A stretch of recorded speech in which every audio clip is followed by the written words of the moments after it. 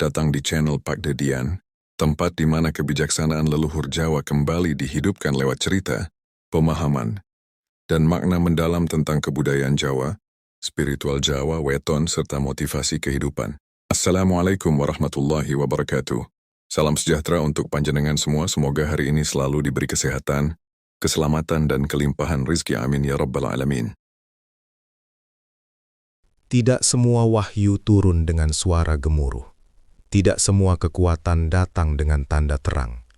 Ada wahyu yang turun dalam diam, masuk ke jiwa orang-orang yang sabar namun sering terabaikan. Dan dalam perhitungan leluhur Jawa, salah satu weton yang paling sering menerima wahyu semacam ini adalah Pon. Jika hidupmu terasa berat, jika kesabaranmu seperti terus diuji tanpa jeda, bisa jadi bukan karena kamu lemah, melainkan karena jiwamu sedang dipersiapkan menerima sesuatu yang besar. Weton Pon sejak dulu dikenal sebagai weton yang berjalan di jalur sunyi. Bukan karena mereka tidak punya suara, melainkan karena mereka memilih diam ketika orang lain berisik. Pon tidak diciptakan untuk menonjol, tidak pula untuk berlomba memamerkan kekuatan atau pencapaian. Mereka hadir sebagai pribadi yang menahan, menyerap, dan meredam.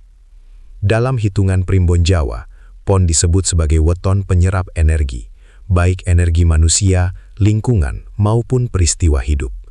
Apa yang orang lain buang, apa yang orang lain hindari, seringkali justru jatuh ke pundak orang Pon. Inilah sebabnya, hidup Pon kerap terasa lebih berat meski jalannya terlihat biasa. Mereka memendam lebih banyak luka daripada yang tampak di wajahnya. Mereka menanggung kegelisahan yang tidak bisa diceritakan dengan kata-kata. Dan seringkali, Pon kuat bukan karena tidak terluka, melainkan karena terbiasa berdamai dengan luka itu sendiri. Dalam laku spiritual Jawa, Pon bukan weton penakluk yang mengandalkan kekerasan atau dominasi. Pon adalah penjaga keseimbangan alam batin, penyangga agar energi tidak meluap, pengendap agar kegaduhan tidak merusak tatanan. Karena itulah, wahyu yang turun pada weton Pon bukanlah wahyu kekuasaan, bukan pula wahyu yang mengangkat nama dengan gemerlap dunia. Wahyu Pon adalah wahyu keteguhan jiwa, wahyu yang bekerja pelan namun menghunjam sampai ke dasar batin. Wahyu ini tidak membuat seseorang langsung kaya raya, tidak pula menjadikannya terkenal atau dielu-elukan manusia. Namun wahyu Pon menjadikan seseorang sanggup menanggung beban hidup yang tidak sanggup dipikul orang lain, menjadikan hati tetap tegak saat keadaan runtuh, menjadikan langkah tetap lurus meski jalan terasa sunyi. Dan disitulah letak kemuliaan Pon. Diam, tapi menopang. Tenang, namun menjaga keseimbangan semesta. Sebelum kita lanjut lebih dalam, saya ingin mengajak panjenengan semua untuk klik tombol subscribe agar kita selalu terhubung dalam perjalanan spiritual ini. Semoga sedulur semua yang menonton hari ini senantiasa diberikan kesehatan lahir dan batin, dijauhkan dari segala bala dan mara bahaya, serta dilimpahkan rezeki yang barokah tanpa putus. Amin ya rabbal alamin. Tulis di kolom komentar dari kota mana panjenengan berasal, biar saya bisa kirimkan doa khusus dari sini untuk sedulur semua. Dan sekarang, mari bahas wahyu Pon turun. Rahasia gaib di balik kesabaran dan kekuatan jiwa. Siap, mari lanjut. Kesabaran orang yang lahir dengan weton Pon seringkali disalahartikan. Banyak yang mengira Pon terlalu lembut, terlalu mengalah, atau bahkan mudah diinjak. Padahal, menurut pitutur para leluhur Jawa, kesabaran Pon bukan sifat pasrah tanpa daya, melainkan hasil dari pengendalian energi tingkat tinggi yang tidak semua manusia mampu menjalani. Pon memahami satu hal yang jarang disadari orang lain. Tidak semua pertarungan harus dimenangkan dengan suara keras. Tidak semua kebenaran perlu dibela dengan amarah. Ada kalanya, menahan diri justru menjadi bentuk kekuatan paling murni. Orang Pon mampu menahan amarah bukan karena takut, melainkan karena mereka menyadari dampak energi dari setiap ledakan emosi. Mereka paham, sekali energi dilepas tanpa kendali, getarannya bisa merusak diri sendiri dan orang di sekitarnya. maka Pon memilih diam, menata batin, dan membiarkan waktu yang bekerja. Luka seringkali datang lebih banyak kepada Pon. Ucapan yang menusuk, sikap yang meremehkan, hingga perlakuan tidak adil yang berulang-ulang. Namun Pon menyimpan luka itu tanpa menuntut balas. Bukan karena mereka lupa, tetapi karena mereka mengolah luka menjadi kekuatan batin. Dalam kesunyian itulah jiwa Pon ditempa. Mereka tetap berjalan meski sering tidak dipahami. Tetap melangkah meski kebaikannya jarang dihargai. Dan justru di saat itulah kesabaran Pon mencapai kedalaman yang jarang tersentuh. Dalam pandangan dunia gaib dan laku spiritual Jawa, jiwa seperti ini bukan jiwa sembarangan. Tidak semua manusia mampu menampung energi kesabaran tanpa berubah menjadi pahit atau dingin. Hanya jiwa yang stabil, bening, dan matang secara batin, yang sanggup memikul beban tersebut tanpa kehilangan kemanusiaannya. Leluhur percaya, kesabaran semacam ini adalah tanda awal bahwa seseorang sedang dipersiapkan sebagai wadah wahyu. Sebab wahyu tidak turun pada jiwa yang gaduh. Tidak pula menetap pada batin yang dikuasai amarah dan dendam. Wahyu memilih jiwa yang tenang, yang sanggup menahan diri, yang mampu berdiri tegak tanpa perlu menjatuhkan orang lain. Dan disitulah Pon berada, dalam kesabaran yang tidak kebetulan, dalam keteguhan yang sedang diuji, menuju peran besar yang belum semua mata bisa melihatnya. Tidak ada wahyu yang turun tanpa lebih dulu melewati ujian. Dalam pitutur leluhur Jawa, wahyu bukan hadiah untuk jiwa yang dimanja, melainkan amanah untuk batin yang telah ditempa. Dan bagi weton Pon, ujian itu sering datang dalam bentuk yang sunyi namun menghantam ke dalam. Rizki Pon kerap terasa terlambat, bukan karena mereka malas, bukan pula karena jalannya salah, namun karena alam sedang menguji, apakah Pon masih sanggup bersyukur ketika hasil tidak segera terlihat. Apakah Pon tetap jujur saat kesempatan curang terbuka lebar? Di saat orang lain melesat, Pon diminta berjalan pelan. Bukan untuk ditinggalkan, melainkan untuk menguatkan pondasi batin, agar kelak tidak runtuh saat rizki benar-benar datang. Ujian berikutnya sering datang dari orang terdekat. Kepercayaan yang dikhianati, janji yang diingkari, atau perhatian yang tiba-tiba berubah menjadi luka. Bagi Pon, ini bukan sekedar sakit hati, melainkan guncangan batin yang menguji ketulusan. Namun disitulah kekuatan Pon diuji paling dalam.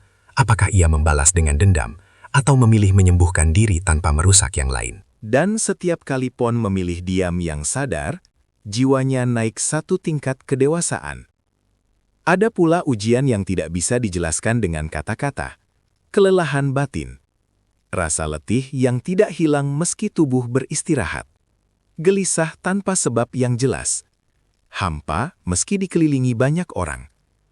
Ini bukan sekedar lelah. Dalam laku spiritual, ini adalah tanda bahwa jiwa sedang bekerja di wilayah yang tak kasat mata. Justru di titik paling lelah itulah, wahyu Pon mulai mendekat. Bukan untuk membuat hidup langsung ringan, melainkan untuk memberi kekuatan agar Pon tidak patah. Leluhur percaya, alam gaib tidak menguji Pon untuk menjatuhkan. Ujian itu datang untuk memastikan, apakah jiwa ini cukup lapang, cukup jujur, cukup kuat menanggung amanah yang tidak terlihat namun berat. Sebab wahyu tidak akan tinggal pada jiwa yang mudah runtuh oleh luka. Wahyu memilih batin yang telah melewati gelap tanpa kehilangan arah. Dan jika hari-hari Pon terasa semakin berat, bisa jadi bukan karena nasib sedang memusuhi, melainkan karena semesta sedang menakar kekuatan jiwanya sebelum membuka jalan yang lebih besar. Banyak orang yang lahir dengan weton Pon tidak menyadari bahwa dirinya memiliki kepekaan gaib. Bukan kepekaan yang membuat seseorang bisa pamer kemampuan, melainkan kepekaan halus yang bekerja diam-diam di dalam batin. Tanda-tandanya sering dianggap sepele, firasat yang tiba-tiba muncul tanpa sebab logis, mimpi-mimpi simbolik yang terasa nyata dan membekas lama setelah terbangun. Rasa tidak nyaman saat berada di tempat tertentu, seolah ada sesuatu yang tidak selaras dengan getaran batin, atau kegelisahan yang datang tanpa alasan jelas, meski secara lahiriah hidup terlihat baik-baik saja. Semua itu bukan gangguan, bukan pula kelemahan mental. Dalam laku spiritual Jawa, itu adalah tanda kepekaan batin yang mulai terbuka. Pon dianugerahi kemampuan untuk merasakan sebelum melihat, menangkap getaran sebelum peristiwa terjadi. Namun karena kepekaan ini tidak dilatih secara sadar, banyak Pon justru merasa bingung, lelah, bahkan menyalahkan diri sendiri. Dalam tatanan energi alam, pon sering berperan sebagai penyeimbang ruang. Di mana energi keruh menumpuk, disitulah pon tanpa sadar menyerapnya. Di tengah konflik, pon sering menjadi orang yang paling cepat merasa tidak tenang, karena batinnya bekerja meredam gesekan yang tidak terlihat mata. Inilah sebabnya pon kerap lelah lebih cepat, bukan karena fisiknya lemah, melainkan karena jiwanya bekerja tanpa henti. Menyaring emosi orang lain, menyerap beban lingkungan, dan menstabilkan suasana agar tidak runtuh. Orang pon sering pulang ke rumah dengan tubuh lelah, padahal tidak merasa melakukan apa-apa yang berat, atau tiba-tiba ingin menyendiri tanpa tahu alasannya. Itu adalah tanda bahwa batinnya telah bekerja terlalu jauh di wilayah yang tak kasat mata. Leluhur berpesan, jiwa seperti ini harus dirawat, bukan ditekan. Jika kepekaan pon terus diabaikan, kelelahan batin akan berubah menjadi kekosongan. Namun jika dikenali dan dihormati, kepekaan ini justru menjadi pelindung dan penuntun. Karena sejatinya, pon bukan sekedar manusia yang hidup untuk dirinya sendiri. Ia adalah penjaga keseimbangan yang bekerja sunyi. Dan kelelahan yang sering ia rasakan bukan tanda kelemahan, melainkan bukti bahwa ia telah terlalu lama bekerja di wilayah yang tidak semua jiwa sanggup memasukinya. Wahyu pon tidak pernah datang dengan tanda yang gegap gempita. Tidak ada cahaya menyilaukan dari langit, tidak pula suara gaib yang memekakan telinga. Wahyu ini turun dalam wujud yang sangat sunyi, hingga sering tidak disadari oleh orang yang menerimanya. Namun bagi jiwa pon, ketika wahyu benar-benar turun, ada sesuatu yang berubah dari dalam. Perubahan yang tidak bisa dijelaskan, tetapi sangat terasa. Yang pertama hadir adalah ketenangan mendalam.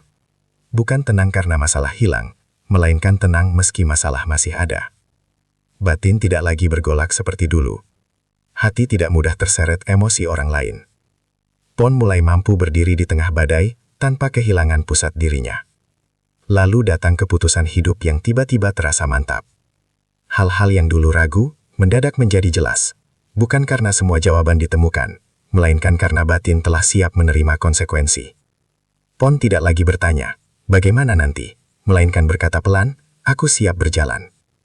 Bersamaan dengan itu, muncul keberanian untuk melepaskan hal-hal lama. Hubungan yang melelahkan, pola hidup yang menguras jiwa, kebiasaan mengalah yang melukai diri sendiri. Pon mulai menyadari, tidak semua yang dipertahankan pantas diselamatkan. Di fase ini pula, Pon memperoleh kemampuan yang paling berat sekaligus paling membebaskan, berkata cukup tanpa rasa bersalah. Cukup memberi, cukup berkorban, cukup menahan, dan cukup menyakiti diri demi orang lain. Ini bukan sikap egois. Dalam laku kejawen, ini adalah tanda bahwa jiwa telah kembali ke pusatnya. Bahwa wahyu telah bekerja menata batas antara ikhlas dan mengorbankan diri secara berlebihan. Di titik ini, Pon tidak lagi mengejar pengakuan manusia, tidak haus dipuji, tidak takut ditinggalkan. Ia berjalan dengan keyakinan sunyi, keyakinan yang tidak perlu diumumkan, namun tidak bisa digoyahkan. Dan justru saat itulah, jalan hidup Pon mulai bergeser dengan sendirinya. Pertemuan menjadi lebih selaras, kesempatan datang tanpa dipaksa. Beban terasa lebih ringan meski tanggung jawab tetap ada. Bukan karena dunia menjadi lebih mudah, melainkan karena jiwa Pon telah selaras dengan takdirnya sendiri. Dan di sanalah wahyu benar-benar bersemayam, bekerja diam-diam, menuntun langkah tanpa perlu sorak-sorai. Dalam ajaran kejawen, tidak semua manusia ditugaskan untuk bersinar di depan. Ada jiwa-jiwa tertentu yang dipilih untuk menjaga jalur, agar roda takdir tidak melenceng dan keseimbangan semesta tetap terpelihara. Dan orang yang menerima wahyu kesabaran seringkali ditetapkan sebagai penjaga jalur takdir itu. Weton Pon termasuk di dalamnya. Pon tidak selalu hadir sebagai tokoh utama. Namanya jarang disebut, perannya sering tak terlihat. Namun tanpa kehadirannya, alur kehidupan banyak orang bisa runtuh tanpa disadari sebabnya. Sebagai penjaga jalur takdir, Pon bekerja dalam senyap. Ia hadir di saat konflik memuncak, membawa ketenangan tanpa banyak bicara. bukan untuk memihak, melainkan untuk menurunkan panas yang mengancam kehancuran. Dalam keluarga, Pon sering menjadi penutup luka yang diwariskan turun-temurun. Ia menanggung kesedihan yang bukan sepenuhnya miliknya, menjadi penadah emosi orang tua, saudara, bahkan leluhur. Tidak jarang, Pon merasa lelah tanpa tahu asalnya, karena ia sedang membersihkan beban yang telah lama mengendap. Saat orang lain runtuh, Pon tampil sebagai penyangga. Bukan dengan pidato panjang, melainkan dengan kehadiran yang menenangkan, dengan kesediaan mendengar tanpa menghakimi, dengan kekuatan untuk tetap berdiri ketika orang lain kehilangan arah. Inilah sebabnya hidup Pon kerap terasa berat sejak awal, bukan karena ia lemah, melainkan karena ia dipercaya menahan beban banyak jalur kehidupan sekaligus. Leluhur percaya, jiwa seperti ini tidak bisa sembarangan dilahirkan. Ia dipilih, disiapkan, dan diuji sejak dini. Kekuatan sejati Pon tidak terletak pada kekuasaan atau suara keras. Kekuatannya ada pada diam yang menentukan. Diam yang mampu mengubah arah konflik.